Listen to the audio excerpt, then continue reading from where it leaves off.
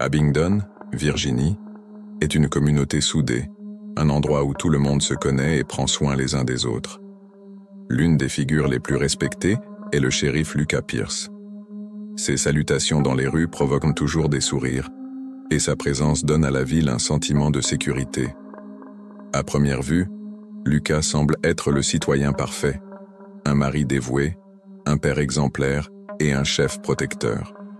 Pour les habitants d'Abingdon, il est plus qu'un simple shérif.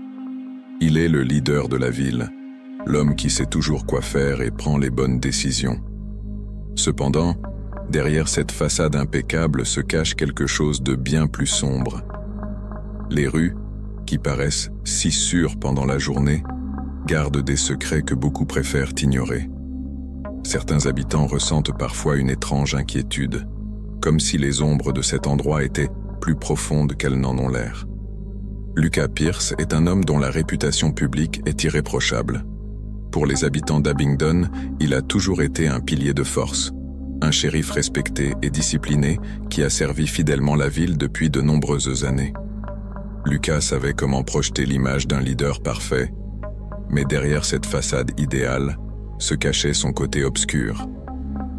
Il utilisait son pouvoir avec aisance pour manipuler les gens. Ses connexions dans la ville étaient si solides que personne n'osait remettre en question ses décisions. Pendant des années, il a réussi à cacher sa double vie. Sa relation avec Riley Robinson, la mère de Naomi, a commencé comme une simple attirance, mais elle est vite devenue quelque chose de plus profond. Fort de cette relation et conscient de son contrôle sur la vie de Riley et ses secrets, Lucas comprenait qu'elle était complètement sous son emprise. Ce n'était pas seulement sa réputation qui était en jeu, mais quelque chose de bien plus précieux, sa fille. Lorsque Lucas a entamé une liaison avec Naomi, qui n'avait que 15 ans, ses manipulations sont devenues encore plus subtiles et destructrices. Naomi, ambitieuse et intelligente, avait toujours rêvé de devenir agente de la CIA, mais sa confiance en Lucas s'est révélée être sa plus grande erreur.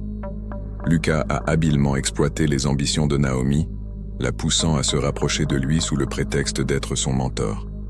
Ses promesses de l'aider dans sa carrière d'application de la loi n'ont fait que renforcer sa dépendance à lui. Naomi ne se rendait pas compte que son rêve de servir la loi était utilisé contre elle. Pour elle, Lucas n'était pas seulement le shérif, il semblait être quelqu'un qui pouvait l'aider à bâtir sa carrière. Cependant, elle ignorait qu'elle était piégée dans un jeu dangereux qu'il avait soigneusement établi. Il l'attirait avec des promesses d'un avenir brillant, mais en réalité, elle devenait un pion dans son jeu tordu. Naomi connaissait des moments d'incertitude, mais sa foi en l'autorité et l'influence de Lucas l'aveuglait sur la véritable nature de la situation. Pendant ce temps, Alexa Pierce, la fille de Lucas et meilleure amie de Naomi, a commencé à remarquer quelque chose d'inquiétant. Au début, ce n'était que de petites choses. Les longues nuits de son père au travail, ses réunions étranges et les conversations qui s'arrêtaient brusquement lorsqu'elle entrait dans la pièce. Alexa avait grandi dans l'ombre de son père, le voyant comme un modèle, mais sa confiance commençait à s'effondrer. Lucas lui cachait bien plus qu'elle n'aurait jamais pu imaginer. Malgré sa jeunesse, Alexa était observatrice et courageuse. Elle a commencé à poser des questions que personne d'autre dans la famille n'osait poser. À mesure qu'elle grandissait, elle commençait à remarquer des signes que son père ne menait pas une vie totalement honnête. Un jour, elle a accidentellement entendu Lucas parler au téléphone, mentionnant le nom de Naomi d'un ton qui l'a alarmée. Des fragments de soupçons vagues ont commencé à se former dans son esprit, la poussant à entreprendre sa propre enquête personnelle. Elle a réalisé que son père n'était pas l'homme qu'il prétendait être, mais découvrir la vérité s'est avéré bien plus compliqué qu'elle ne l'avait anticipé. Riley Robinson, la mère de Naomi, se trouvait dans une situation encore plus compliquée. Des années plus tôt, sa romance avec Lucas avait été une faiblesse personnelle que celui-ci avait su habilement exploiter. Leur relation avait commencé à un moment où Riley se sentait vulnérable, peut-être traversant des difficultés après un divorce ou des luttes personnelles. Elle se sentait dépendante de Lucas et savait que son pouvoir sur elle était inébranlable, surtout maintenant que sa fille avait été entraînée dans le même cercle dont elle tentait d'échapper. La peur et la culpabilité étaient devenues insupportables. Riley connaissait le côté obscur de Lucas, mais elle était paralysée par la crainte. Elle redoutait que toute tentative de sortir de ce cercle vicieux entraîne des conséquences encore pires pour elle et sa fille. Elle vivait constamment dans un état d'angoisse, tourmentée par la compréhension que son silence mettait en danger la sécurité de Naomi. Elle savait que, si elle avait parlé plus tôt, sa fille ne serait peut-être pas tombée dans le piège de Lucas, mais que pouvait-elle faire? Lucas ne se contentait pas de la menacer de ruiner sa réputation. Il menaçait aussi de représailles de la part de ses alliés dans la ville. Finalement, Aubrey Park, une détective indépendante qui venait tout juste de s'installer à Abingdon, fit son apparition. Park avait depuis longtemps des soupçons sur Lucas, persuadé qu'il n'était pas celui qu'il semblait être. Sa motivation était profondément personnelle. Dans le passé, elle s'était heurtée à lui dans une affaire qui avait ruiné sa carrière. Maintenant, elle avait l'opportunité non seulement de rétablir la justice, mais aussi de dévoiler tout le réseau de secrets entourant Abingdon. Elle savait qu'elle devait avancer prudemment. Lucas avait des alliés puissants prêts à tout pour s'assurer que la vérité ne soit jamais révélée. Park travaillait dans l'ombre, collectant méthodiquement des informations, consciente que sa propre vie pouvait être en danger si elle allait trop vite. Elle comprit rapidement que Lucas n'était pas seulement le shérif, mais une figure clé dans la société secrète de la ville, qui contrôlait tout, des affaires à la politique. Cette société cachée d'influence était bien plus profonde qu'elle ne l'avait imaginé, et Park planifia soigneusement ses mouvements. Elle savait qu'elle devait toujours garder une longueur d'avance, car elle ne se confrontait pas seulement à la police, mais à une force invisible prête à détruire quiconque tenterait de révéler ses secrets. Les tensions entre ces personnes étaient sur le point d'exploser. Leur destin était inextricablement lié, et bientôt leur monde s'effondrerait dans une série d'événements dévastateurs. Lorsque Lucas Pierce dirigea pour la première fois son attention vers Naomi James, tout semblait être un geste inoffensif de bienveillance paternelle. Il la connaissait depuis son enfance en tant qu'amie de sa fille Alexa, et l'avait vue grandir d'une petite fille insouciante à une jeune femme ambitieuse avec des rêves de carrière dans les forces de l'ordre. Naomi était brillante et motivée, et Lucas comprit que ses ambitions pouvaient être utilisées à son avantage. Il ne la voyait pas simplement comme une victime potentielle, mais comme quelqu'un qui avait une confiance totale en lui, comme une personne avec de l'expérience et du pouvoir. Au début, Lucas agissait en mentor. Il proposait son aide à Naomi pour ses plans professionnels, promettant de soutenir ses aspirations à rejoindre les forces de l'ordre. Cela semblait être un geste généreux de quelqu'un prêt à aider une jeune femme, mais bientôt cette relation devint beaucoup plus dangereuse. Lucas utilisa sa position pour pousser Naomi plus profondément dans son piège. Il l'encourageait à venir dans son bureau pour des consultations supplémentaires et lui promettait un accès spécial à des informations et des ressources qui pourraient l'aider à atteindre ses objectifs. Naomi crut naïvement en la pureté de ses intentions et accepta ses rendez-vous, pensant que le shérif se souciait vraiment de son avenir. C'est ainsi que Lucas envahit progressivement son espace personnel et que ses compliments prirent une tonalité plus intime. Bien que Naomi continuât à faire confiance à Lucas, elle commença bientôt à remarquer que quelque chose clochait. Ses instincts l'alertèrent de détails étranges dans certaines de leurs conversations, où il y avait des indices subtils qui lui semblaient inhabituels. Un jour, elle entendit accidentellement Lucas parler au téléphone, mentionnant un problème qui, disait-il, était déjà résolu. Bien que ces mots lui semblassent étranges, elle n'y prêta pas beaucoup d'attention sur le moment. Cependant, ses soupçons se renforcèrent lorsqu'elle trouva des documents dans son bureau liés à la disparition de plusieurs femmes d'Abingdon et des villages voisins. Ces affaires n'étaient pas résolues, et en les examinant, Naomi remarqua qu'elles étaient étrangement connectées à Lucas, ce qui la conduisit à se rendre compte que son intuition pouvait bien ne pas la tromper. Décidée à jouer son propre jeu, Naomi fit semblant de faire totalement confiance à Lucas et continua de fréquenter son bureau, acceptant ses offres d'aide. Cependant, en elle-même, elle commençait à soupçonner qu'il était impliqué dans quelque chose de bien plus sombre. Elle décida de découvrir jusqu'où allaient ses connexions et à quel point il était dangereux. Elle savait qu'elle devait être prudente. Lucas était un homme puissant qui pouvait facilement se débarrasser d'elle si elle s'aventurait trop loin dans ses recherches. À chaque nouvelle rencontre avec Lucas, la tension entre eux augmentait. Naomi commença à remarquer qu'il posait trop de questions sur sa vie, ses amis et avec qui elle parlait, cherchant toujours à savoir si quelqu'un dans son entourage pourrait être au courant de ses activités. Sa tension intérieure monta un jour lorsqu'elle trouva de vieilles lettres de sa mère, Riley. Dans ces lettres, sa mère décrivait sa propre relation avec Lucas, ce qui fut un coup dévastateur pour Naomi. Elle comprit que Lucas avait manipulé sa mère de la même manière qu'il la manipulait elle. Maintenant, ces lettres devenaient la clé pour comprendre qu'elle était piégée dans la même situation que sa mère. Les mots de Riley étaient remplis de peur et d'impuissance, décrivant comment Lucas avait exploité son prétendu soutien et sa protection, tout en la maintenant dans une peur constante d'être exposée. Les lettres révélaient également une vérité plus profonde. Lucas avait menacé Riley si elle essayait un jour de révéler leur relation ou de le quitter. Naomi comprit que Lucas n'était pas seulement un prédateur qui utilisait son pouvoir pour satisfaire ses désirs, mais un homme dangereux prêt à détruire quiconque se dressait sur son chemin. Cette découverte inattendue devint un tournant pour Naomi. Elle comprit qu'elle se trouvait désormais au cœur d'un jeu dangereux, mais qu'elle ne possédait pas seulement des informations. Elle avait également des preuves sous forme des lettres de sa mère. Cela changeait tout. Naomi savait que, si elle agissait trop vite, Lucas commencerait à se méfier d'elle. Cependant, elle ne pouvait plus garder le silence. Sa vie était en danger et elle devait trouver un moyen de sortir de cette situation sans tomber dans son piège. Lucas Pierce était un maître de la manipulation et son approche de Naomi avait été minutieusement planifiée.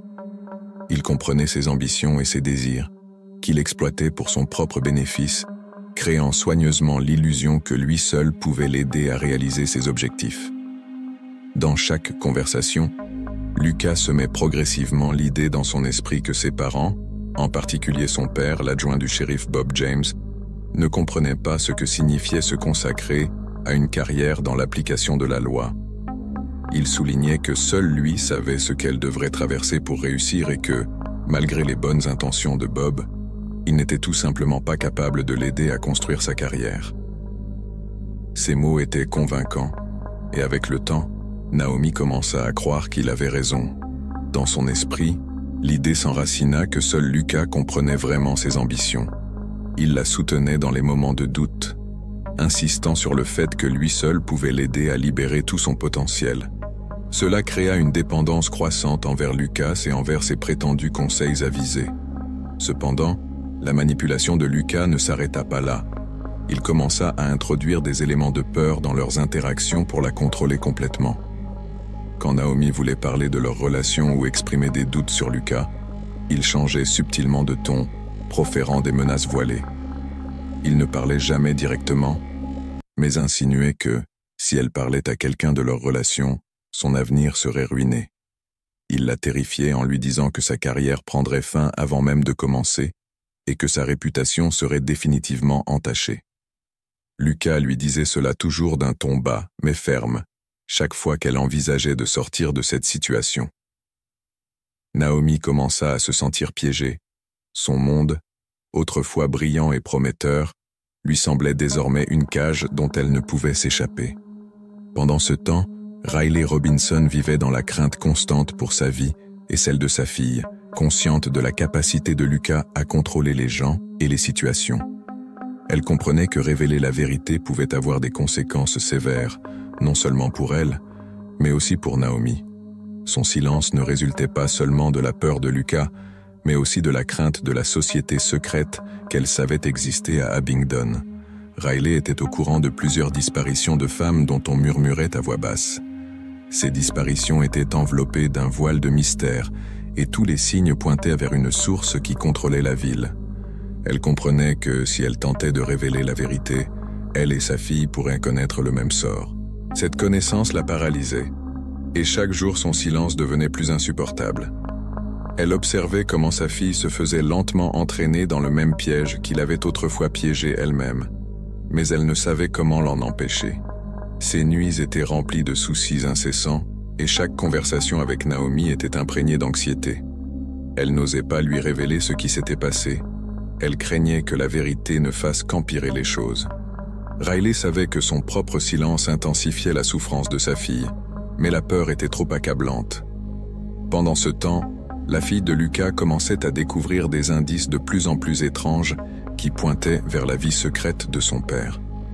Au début, c'étaient de petits détails oubliés, comme des incohérences dans ses histoires au travail et des traces de rouge à lèvres appartenant à une autre personne sur ses vêtements. Alexa ne voulait pas croire que son père n'était pas l'homme qu'elle avait toujours pensé qu'il était. Elle le respectait et l'aimait, mais son inquiétude croissante ne pouvait plus être ignorée. Pour éviter de devenir victime de ses propres doutes, elle décida de faire confiance à Aubrey Park, la détective qui construisait également un dossier contre Lucas. Leur rencontre avait lieu en secret. Alexa savait que si son père l'apprenait, il ne lui pardonnerait pas. Elle vivait avec la peur constante de trahir sa famille, mais chaque nouvelle découverte la convainquait de plus en plus que la vérité devait être révélée, peu importe les risques encourus. Cela devint non seulement une lutte pour la vérité, mais aussi un combat moral. Elle craignait de briser sa famille, mais elle redoutait encore plus ce qui pourrait arriver si elle continuait à garder le silence, sachant que son père commettait crime après crime. Naomi, de son côté, s'assit dans sa chambre en regardant le test de grossesse. Les 2 lignes qui lui avaient autrefois semblé abstraites étaient désormais une réalité brutale. Son cœur battait fort dans sa poitrine, et ses pensées oscillaient entre la peur et l'incrédulité. Être enceinte de Lucas était quelque chose qu'elle n'avait jamais imaginé. Bien qu'elle sût que Lucas la manipulait, elle n'avait pas anticipé que leur relation la conduirait à cette situation. Son monde s'effondrait, et elle se sentait acculée. Elle tenta d'ordonner ses pensées et décida qu'elle devait dire à Lucas qu'elle attendait un enfant. Elle espérait qu'il serait l'homme en qui elle avait eu confiance durant les derniers mois. Malgré toutes ces manipulations, elle croyait encore qu'au fond de lui, il la soutiendrait dans ce moment. Rassemblant son courage, elle l'appela et organisa une rencontre. Lorsque Lucas apprit la nouvelle, il resta paralysé un instant, comme s'il avait reçu un coup. Il comprit que c'était la plus grande menace pour sa vie. Naomi n'était plus seulement une jeune fille qu'il pouvait contrôler. Elle était enceinte de son enfant. Cela signifiait que tout ce qu'il avait travaillé si dur à cacher pourrait s'effondrer en un instant. Sa carrière, sa réputation, tout ce qu'il avait construit à Abingdon ne tenait plus qu'à un fil. Lucas n'avait aucune intention de permettre que cela se produise. Son visage demeura aussi froid que de la pierre lorsqu'il dit à Naomi qu'il ne pouvait pas garder le bébé. « Tu dois t'en débarrasser », affirma-t-il avec une résolution glaçante, convaincu que c'était la seule manière de garder le contrôle de la situation. Naomi resta devant lui, stupéfaite par sa froideur. Elle avait espéré son soutien, mais à cet instant, elle réalisa que, pour Lucas, elle n'avait été qu'un simple outil. La crise intérieure de Lucas commença à s'intensifier rapidement après cette rencontre. Son anxiété se transforma en paranoïa. Il commença à sentir qu'il perdait le contrôle. Les visages des femmes disparues ou mortes dans le passé, des femmes dont il avait soigneusement couvert les dossiers, commencèrent à le hanter. Il pensait désormais que les fantômes de ses victimes le poursuivaient. Parfois, lorsqu'il entrait dans son bureau au poste de shérif, il croyait entendre leurs murmures. Leurs visages apparaissaient dans ses hallucinations, les mains tendues, l'accusant de ses péchés. Ces visions devinrent de plus en plus intrusives. Une nuit, assis chez lui, Lucas entendit un coup à la porte. C'était un son qui lui était familier, mais quand il ouvrit, il n'y avait personne. Ces moments étranges ne firent qu'augmenter sa paranoïa. Il commença à sentir que quelqu'un l'observait, comme si ses crimes passés allaient en bientôt être révélés. Il était sûr qu'il avait perdu le contrôle de son environnement. Pendant ce temps, Riley Robinson, consciente de tout ce qui arrivait à sa fille, était consumée par la peur. Elle savait que Naomi était en danger, mais la crainte de Lucas et de la société qui le soutenait la maintenait captive de son propre silence. Riley ne pouvait s'approcher de Naomi pour l'avertir que Lucas était sur le point de détruire son avenir, comme il avait détruit le sien. Elle avait les mains liées par la peur, et elle savait que Lucas ferait tout pour protéger son secret. Elle avait tenté maintes fois de parler à sa fille pour la prévenir, mais quelque chose la retenait toujours. Elle voyait Naomi sortir de la maison chaque jour, plus renfermée et pensive, et comprenait que sa fille était tombée dans le même piège qu'il avait autrefois emprisonnée elle-même, mais elle ne savait comment l'en empêcher. Elle savait que si elle s'opposait à Lucas et à ses alliés, sa famille pourrait devenir les prochaines victimes. Son silence était devenu un châtiment insupportable. Riley se rendait compte que chaque minute où elle gardait ce secret pouvait conduire à une catastrophe, mais elle ne pouvait se libérer du cercle vicieux de la peur et des menaces. Lucas Pierce ne pouvait plus contrôler son environnement, et encore moins son état mental. La crainte d'être exposé le consumait. La grossesse de Naomi et sa détermination à garder l'enfant devinrent la goutte d'eau qui fit déborder le vase pour elle. Il comprit qu'il devait agir avec détermination s'il voulait préserver sa vie telle qu'elle était. Lucas ne vit pas d'autre choix que de se débarrasser de Naomi, et il était prêt à faire tout ce qu'il fallait pour empêcher qu'elle ne détruise sa carrière et sa réputation. Le plan pour la tuer se forma lentement dans son esprit. Il savait que Naomi en savait trop, et qu'elle était devenue un fardeau, un maillon faible qui pourrait devenir une véritable menace. Lucas appela Naomi, prétendant qu'il avait réfléchi et qu'il était prêt à assumer la responsabilité envers elle et l'enfant. Il suggéra qu'ils se retrouvent dans un endroit isolé où ils pourraient en discuter calmement de leur avenir. Naomi, bien que terrifiée, accepta la rencontre avec l'espoir que Lucas ait changé d'avis. Le lieu choisi fut une vieille ferme abandonnée en périphérie de la ville, un endroit oublié de tous où personne ne les dérangerait. Quand Naomi arriva, Lucas était déjà là. Il avait l'air calme, presque amical. Il l'invita à entrer, disant qu'ils pourraient discuter en paix et trouver une solution à leurs problèmes. Malgré son influence, Naomi le suivit à l'intérieur, mais la conversation ne dura pas longtemps. Dès que la porte se ferma, l'atmosphère changea radicalement. Lucas la saisit soudainement par le cou et commença à l'étrangler. Elle eut à peine le temps de comprendre ce qui se passait avant que l'air ne quitte ses poumons. À cet instant, Lucas commença à entendre des voix. Au début, elles étaient faibles, des murmures qui devinrent rapidement des cris assourdissants. Les voix appartenaient à ses anciennes victimes, aux femmes qu'il avait tuées ou dont il avait détruit la vie. Il tenta de les ignorer, mais elles devinrent plus fortes.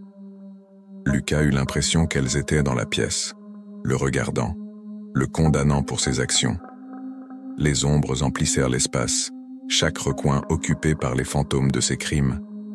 Ses mains, serrées autour du cou de Naomi, commencèrent à trembler.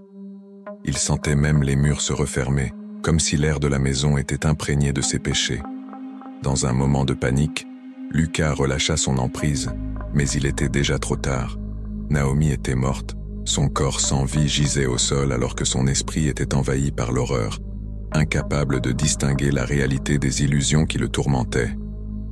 Ses pensées se remplissaient d'images de ses anciennes victimes, s'approchant de lui et le condamnant pour ce qu'il avait fait. Les hallucinations devinrent de plus en plus vives et réelles, comme si ses crimes avaient ressurgi. Pendant ce temps, Aubrey Park, qui soupçonnait depuis longtemps que Lucas la surveillait de près, savait qu'il était bien plus dangereux qu'il n'en avait l'air. Elle avait suivi ses mouvements en secret pendant les dernières semaines, déterminée à ne pas le perdre de vue. Elle observait discrètement ses actions dans la maison, et lorsque Lucas perdit finalement le contrôle, elle obtint les preuves qu'elle cherchait depuis si longtemps. Après le meurtre, Lucas sortit sans se rendre compte que ses secrets n'étaient plus cachés. Park avait tout capturé avec sa caméra et recueilli des informations qui pourraient désormais détruire sa vie. Lucas eut l'impression que quelqu'un l'observait, mais sa paranoïa l'empêchait de savoir s'il s'agissait d'une personne réelle ou d'un produit de son esprit tourmenté. À ce moment-là, il réalisa que son jeu était terminé, mais il était déjà trop tard. Après avoir tué Naomi, Lucas Pierce savait que la situation était devenue critique. Il comprit que si la disparition de Naomi était fouillée en profondeur, ses secrets seraient exposés. Il utilisa donc sa position de shérif pour prendre en charge la recherche de Naomi et contrôler l'enquête, ce qui lui permit de la manipuler et de l'orienter dans la mauvaise direction. Dans les premières étapes, Lucas fit tout son possible pour donner l'impression qu'il était dévoué à la recherche de Naomi. Il organisa des groupes de recherche, parla aux journalistes et exprima publiquement son inquiétude pour sa disparition. Lucas manipula habilement la situation, maintenant l'illusion que le shérif de la ville faisait tout son possible pour la retrouver. Cependant, en réalité, il effaçait des preuves, falsifiait des documents et suggérait des théories sur sa disparition qui détournaient les enquêteurs de la vérité. Il proposa plusieurs hypothèses plausibles pour tromper l'enquête, affirmant que Naomi avait pu fuir en raison des pressions de l'école ou de problèmes personnels, qu'elle avait pu tomber entre de mauvaises mains ou qu'elle était victime d'un crime non lié à lui. Ces théories semblaient raisonnables et la police commença à pencher vers elle, ne pouvant imaginer que le shérif pouvait être impliqué dans sa disparition. Pendant ce temps, Aubrey Park, qui travaillait dans l'ombre, suivait de près chaque mouvement de Lucas. Elle avait déjà des preuves de son implication dans la mort de Naomi, mais comprenait que Lucas n'agissait pas seul.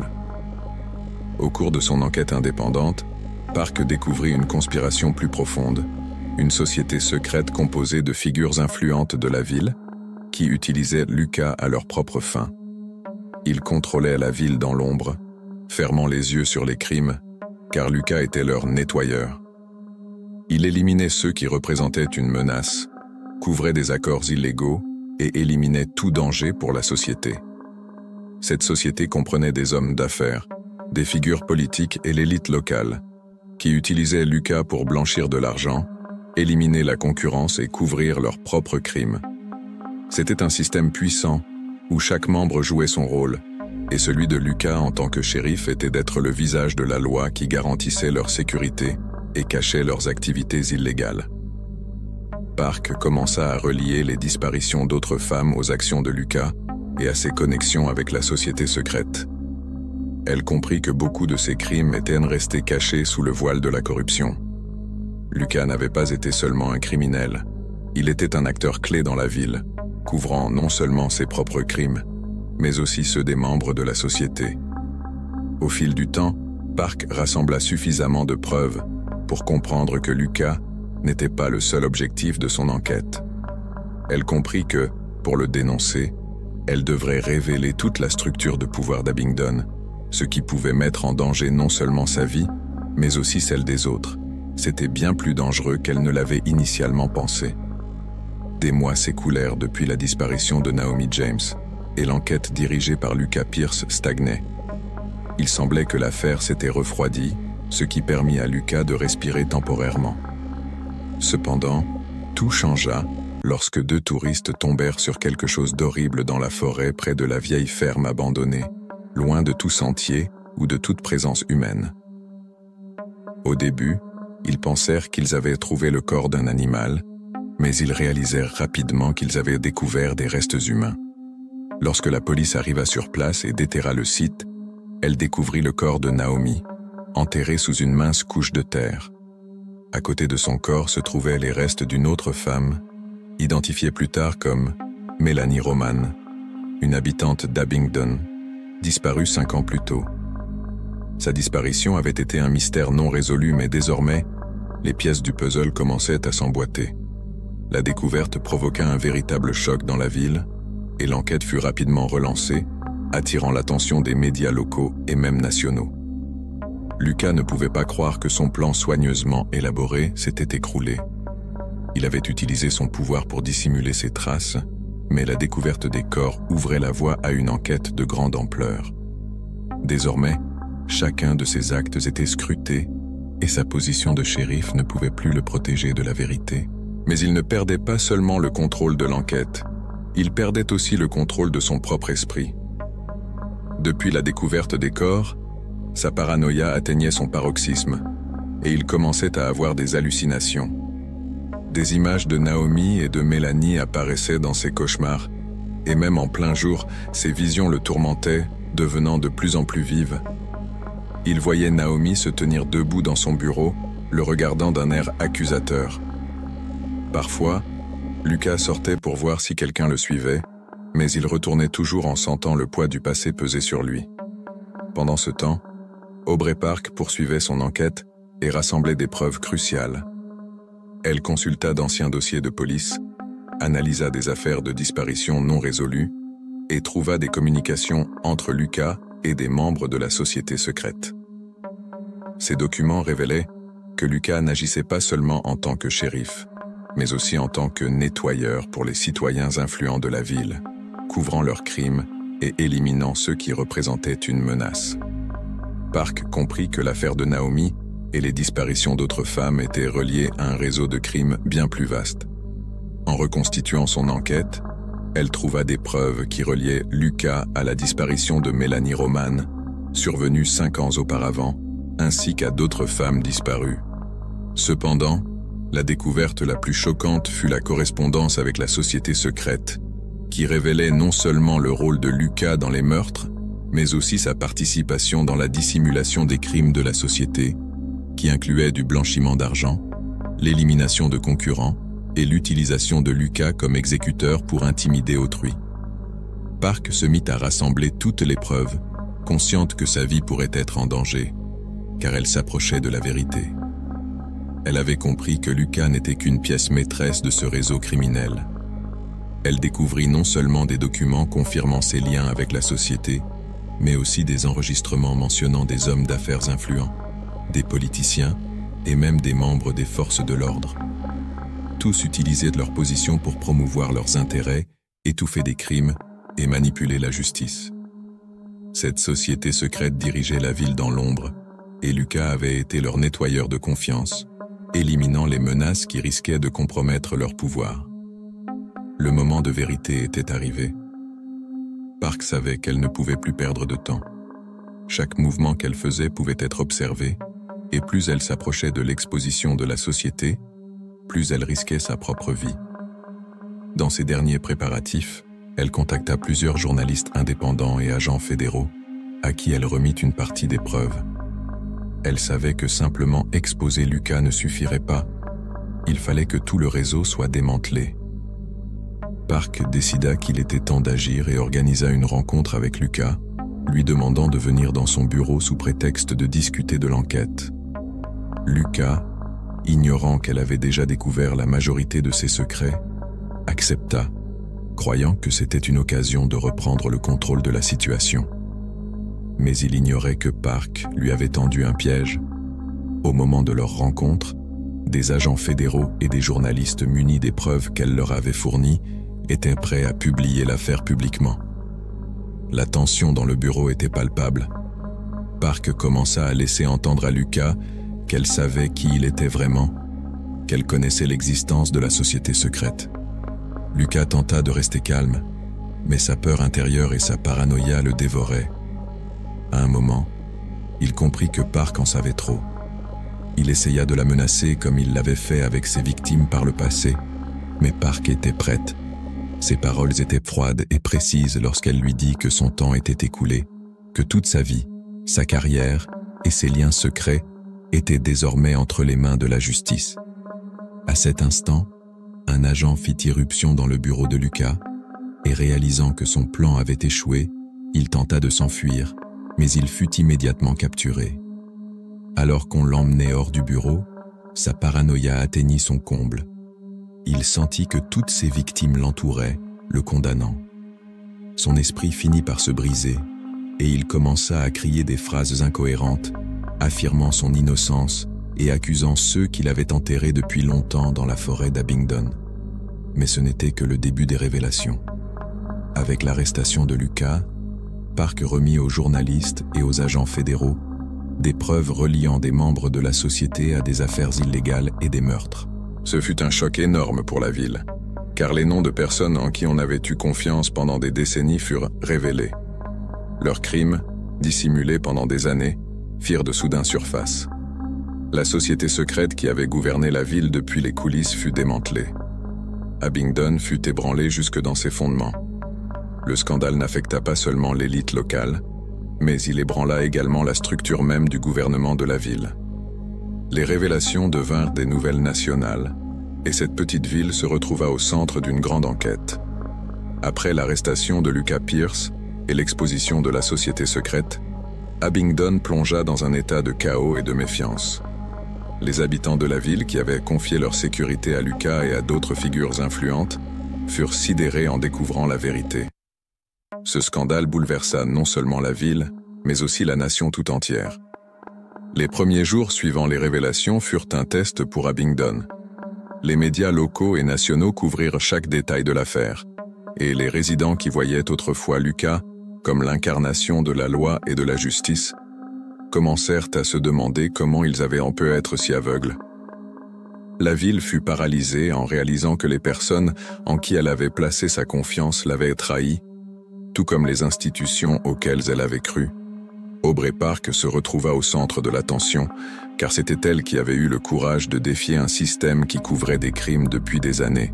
Son courage et sa détermination inspirèrent beaucoup de gens, mais elle savait que sa vie ne serait plus jamais la même. Park comprit que mettre au jour une affaire d'une telle ampleur avait laissé des blessures profondes parmi l'élite locale, et que ses ennemis surveilleraient désormais chacun de ses mouvements depuis l'ombre. À mesure que l'enquête progressait, il devint clair que Lucas n'était pas le seul membre de la société secrète impliqué dans les crimes. À mesure que les agents menaient davantage de perquisitions, des détails supplémentaires sur les activités illégales furent révélés, incluant le blanchiment d'argent, les assassinats de concurrents et les disparitions de personnes dont les décès avaient été commodément dissimulés sous forme d'accidents. Des arrestations massives commencèrent dans la ville. Parmi les personnes arrêtées se trouvaient des hommes d'affaires influents, des politiciens et même des hauts responsables de la police. Ces individus avaient protégé les crimes de Lucas pendant des années et se retrouvaient désormais au cœur du scandale. La société qui avait régné sur Abingdon pendant des décennies fut anéantie, mais son impact se faisait encore ressentir. Beaucoup de personnes trouvaient difficile de croire que ceux qu'elles respectaient étaient impliqués dans des crimes aussi horribles. Les familles des victimes, comme celle de Naomi James, obtinrent enfin des réponses. La mère de Naomi, Riley, fut submergée par la culpabilité et la douleur.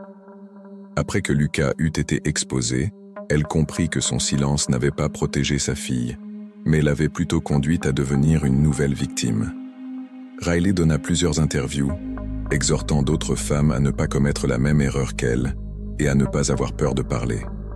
Ces paroles résonnèrent à travers le pays, devenant un symbole de la lutte pour la justice. Lucas Pierce, brisé, attendait son procès. Ses tentatives pour nier toute responsabilité et rejeter la faute sur d'autres échouèrent lors des interrogatoires. Il avoua certains des crimes, mais son état mental restait très instable. Pendant plusieurs semaines, il continua de souffrir d'hallucinations et de paranoïa, essayant de convaincre les enquêteurs que des forces supérieures le contrôlaient et que les fantômes de ses victimes le hantaient. Cet effondrement psychologique devint un élément central de sa défense, mais n'empêcha pas la justice de suivre son cours. Le procès de Lucas devint le dénouement dramatique de toute cette histoire. Ses avocats tentèrent de bâtir une défense autour de son état mental, mais le juge et le jury ne furent pas convaincus par ses excuses. Après un procès long et intense, Lucas fut déclaré coupable de multiples chefs d'accusation, incluant la conspiration pour meurtre et la dissimulation de crimes. Il fut condamné à la réclusion à perpétuité sans possibilité de libération conditionnelle. Pour Park, après avoir mené à bien son combat, un sentiment de soulagement s'installa, mais elle savait que les conséquences de cette histoire seraient durables. Abingdon luttait pour se remettre de la perte de confiance en ses dirigeants. Le pouvoir au sein de la ville fut complètement restructuré, de nouveaux dirigeants prirent les rênes, et le département de police, ainsi que les institutions communautaires, subirent une réorganisation. Les nouveaux dirigeants promirent de restaurer la justice et de reconstruire la confiance des habitants, mais ce fut un processus lent et difficile. Les dernières étapes de l'enquête laissèrent une empreinte indélébile sur tous ceux impliqués dans l'affaire. Les histoires des victimes, comme celle de Naomi et des autres femmes, et le silence de Lucas et de sa société devinrent une conversation nationale sur le pouvoir de la corruption et les sociétés secrètes qui manipulent la justice. Abingdon devint un exemple de la manière dont même les personnes les plus respectées pouvaient être profondément corrompues, et de comment seule la vérité, aussi douloureuse soit-elle, pouvait démanteler un tel système de l'intérieur. L'histoire de Lucas Pierce et de la société secrète d'Abingdon resterait gravée dans la mémoire des habitants de la ville et du pays tout entier, comme un rappel que la justice, peu importe les obstacles, finira toujours par remonter à la surface.